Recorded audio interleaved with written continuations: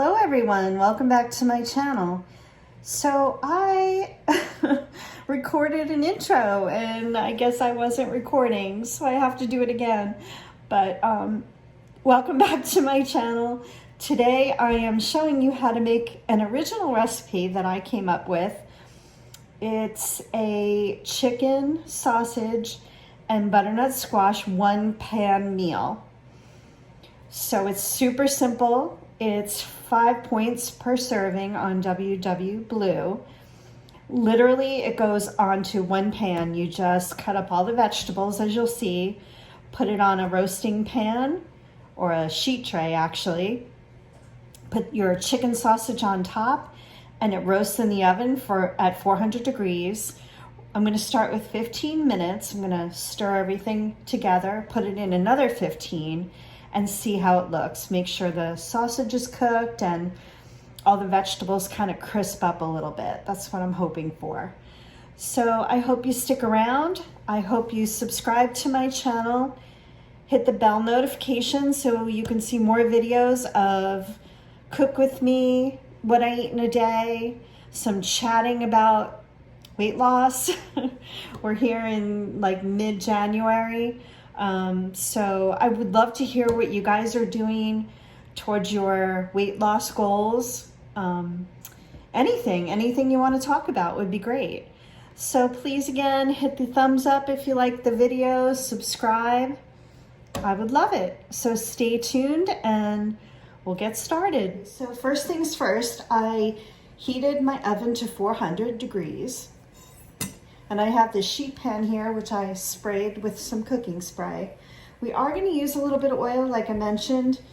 I think it just roasts up better. So if you have enough points, I mean, it's an entire meal for 5 points on Blue. So I think that's a pretty fair amount. And it's absolutely delicious. It's going to be so filling. So I'm going to show you how to cut this butternut squash. I've already cut it in half from this giant piece. So this will be plenty, and I wrap this with plastic wrap and it stays just fine for at least a week, probably longer, in my fridge. I'm going to slice this red onion, just kind of a little bigger than I normally do, and I'll show you that. And we're going to use this entire package of mushrooms. I don't know if you guys have ever roasted mushrooms before, but I love mushrooms to start with, and this was a game changer.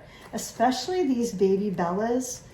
They have so much flavor, so it's going to be delicious. Then I'm just going to put some salt, pepper, a little bit of fresh thyme. We're going to lay that out on the pan, and then I'm going to put the sausage right on top, and everything's going in the oven. So let me show you how to cut up this butternut squash. So after I cut it about halfway, this is the part that doesn't have the seeds in it. As you can kind of see from the bottom, that's where the seeds are. This kind of more bulbous, I guess you could say, area. So we'll deal with that another time with a different meal. So this one's really easy to deal with. The way I do it is I cut off each end so I have a flat surface. And then you just carefully, because butternut squash is quite tough, just carefully peel it down this way. Comes out in one big scoop. And I just keep going. It doesn't have to be neat at all, really. Kind of the neatness comes from just being careful when you're doing this. You have to have a very sharp knife and be very, very careful to keep your fingers away. And just carefully go down the best you can. Sometimes I get a big chunk of the inside. And you know, it's kind of hard to be super perfect with it. If you want to use a potato peeler, you know, go right ahead. I find it a little more difficult. So this is my way of doing it that I find the easiest. So like I said, you just keep going down. You can even turn this over. Like I'll just maybe just do the top pieces and then turn it over and we can do the other side. Such an odd shaped vegetable and so inconsistent. You know, you can have one that's almost straight. You can have one that's really, really round. So yeah, you just have to kind of go slow and be careful. So I am gonna flip it over. Just carefully do the other side. Just get all the skin off. The skin's not really edible. So I just have one little spot there to go. Yeah, my knife almost slipped. You gotta really be careful. So I just don't like to take off too much of the skin of the flesh because that's going in my dish. So I think that's good. Got all the skin off. Okay, I just got started a little bit with the butternut squash. I just want to chunk it up. So I kind of took this piece that was on the other side and I cut it into kind of sheets, I guess you could say. And then I'm gonna do some planks, kind of like I did with the carrot that I showed you in the other video with the soup. Same idea. Once again, keep your fingers in a claw shape. And just come down into cubes, kind of cubes. So I'm gonna, as I cut this, just put it right onto the sheet pan. And what I'll do is I'm gonna put all the ingredients on the sheet pan. Then I'm gonna sprinkle 2 tablespoons of olive oil on it, salt and pepper and the thyme, and kind of mix it around right on the pan. And then we're gonna put our sausage right on top. So I'll show you that in a minute. Let me just show you another butternut squash plank. I think you guys can see that okay. Can you? Let's see. There we go. So yeah, I just cut it into planks, keeping my fingers away. This one's gonna come out nice. I love when they come out square. But of course they don't have to be perfect again. Just kind of get them about the same size. So let me keep doing this and be right back. Okay, so I have the butternut squash all cut up and it's quite a bit. It's filled up almost this whole pan. It's gonna shrink a little bit, but I want it to be a good hearty serving. So yeah, let's get our mushrooms ready. So what I'm gonna do with these is, I'm not gonna run them under water. I'm actually going to just lightly clean them with a bit damp paper towel. So I'm gonna do that off camera and then I'm gonna come and show you, I just slice them. I think I'm gonna leave them kind of big. They do shrink down. So you can of course use any kind of mushrooms. I've used so many mushrooms for this. White button mushrooms. I've even used the dried mushrooms you see in the store and then reconstitute them. Everything works, it all works. So let me go get these all cleaned up and I'll show you how I'm gonna slice them. Okay, so my mushrooms are pretty clean. I mean, I don't go too crazy. They're gonna cook, and also mushrooms, I've been told, are basically grown in a kind of a non-dirty place. So they don't need much cleaning. So yeah, I'm just gonna maybe do, I think 3 slices like that. This one I took the stem off, it looked a little funky. So I'm just gonna put them on the sheet pan. This one I'll just do in half if they're on the smaller side. So like I said, if you've never had roasted mushrooms, oh my goodness. If you love mushrooms, you're gonna love them roasted. I'm gonna slice this into 4. It just intensifies the flavor. Now they're not gonna really get crispy per se, and actually the butternut squash doesn't really get crispy either, but they're just, I don't know, I can't really even describe it. So I hope you do try this recipe if you like all of these ingredients. Certainly if there's something you don't like, you can leave it out. I happen to love mushrooms. I have made it without the mushrooms and it was perfectly delicious.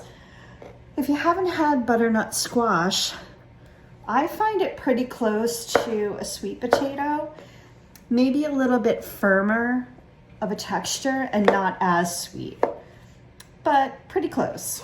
So it was kind of a sloppy one to do that way, but okay, so I got all my mushrooms on there. And lastly, I'm gonna slice up this onion. So let me get it all peeled and ready to go, and I'll clean my board, and I'll show you how I'm gonna slice the onions. Okay, so I got my onion all cleaned up. I took the kind of stem end off, and then I took the skin off. I cut it right down the middle so you can still see the hairy end. And that just kind of holds it together. I'm gonna do big kind of slices like that. And then I'm just gonna cut off that bottom piece.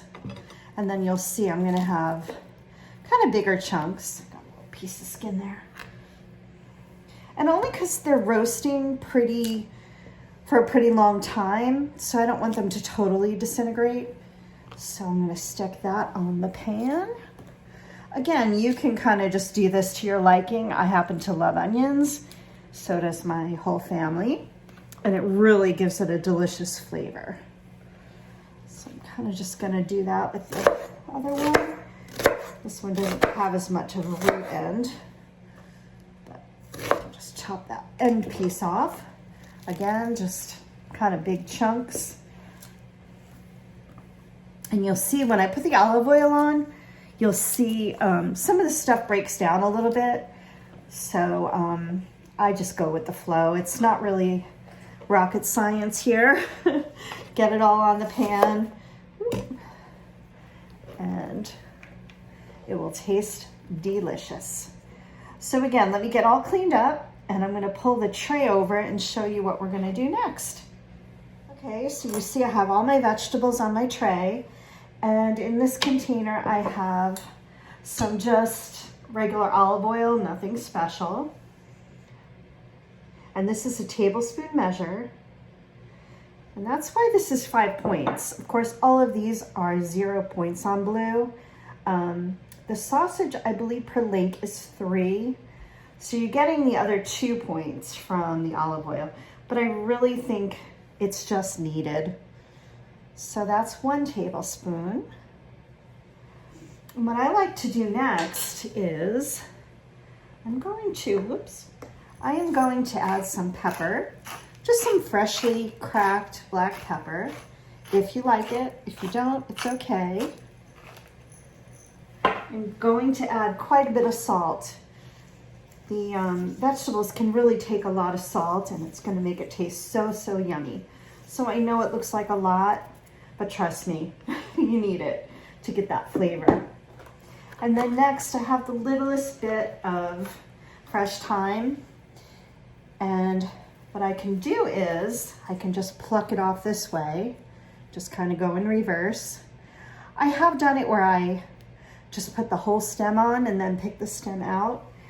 These are kind of getting dry, so I am going to kind of pluck them off. And easy enough, just go in reverse, whoops. And the leaves just kind of come off.